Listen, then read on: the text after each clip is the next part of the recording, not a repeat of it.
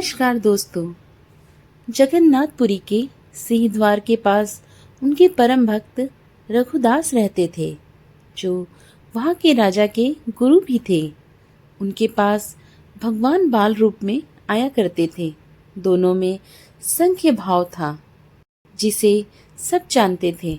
एक दिन भगवान जगन्नाथ रघुदास के पास आए और कहा, राजा का इतना बड़ा कटहल का बगीचा है, फिर भी मुझे कभी कटहल का भोग नहीं लगाते। मुझे तो पका कटहल खाना है। चलो, हम आज राजा के बगीचे में कटहल चुराएंगे। रघुदास ने कहा, मैं राजा से आपकी बात बता दूंगा और कटहल ले आऊंगा। कल आपको कटहल का भोग प्राप्त हो जाएगा।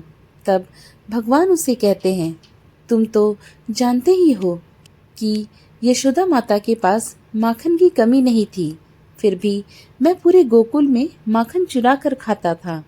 चुरा कर खाने में अलग ही मजा है।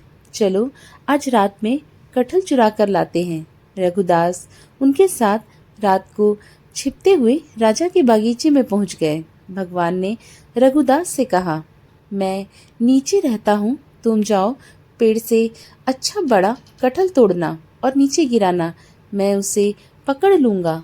रघुदास पेड़ पर चढ़कर कटहल दिखा दिखाकर पूछने लगे, ये वाला या ये वाला?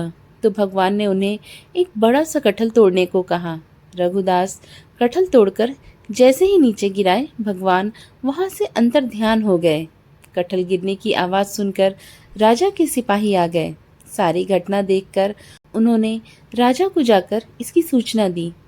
राजा स्वयं आए और अपने गुरु को इस तरह पेड़ पर चढ़े देखकर उन्हें आश्चर्य हुआ। गुरु से जब कारण जानना चाहा तो रघुनाथ ने कहा, मैं आपको एकांत में बताऊंगा। राजा रघुदास जी की भक्ति के बारे में जानते थे कि भगवान उन्हें हमेशा दर्शन देते हैं। सारी बात सुनकर राजा को विश्वास हो गया और उन्होंने कहा, यह कटहल का बगीचा मैं प्रभु के नाम लिख देता हूँ। आप जब चाहें तब भगवान को भोग लगाइए। सुबह जब रघुदास समुद्र के किनारे जाते हैं तो वहाँ भगवान आते हैं और उनसे कहते हैं, कहो कैसी रही? तब रघुनाथ ने कहा, हम तो ठीक हैं। रात को आप तो अंतर ध्यान हो गए, एक कटहल तक नहीं ला पाए। देखिए, हम पूरा बागीचा ही आपके नाम कर लाए हैं। ऐसे ही भगवान अपने भक्तों के साथ खेल भी खेलते थे और उनको लाभ भी करवाते थे। ओम श्री जगन्नाथाय नमः।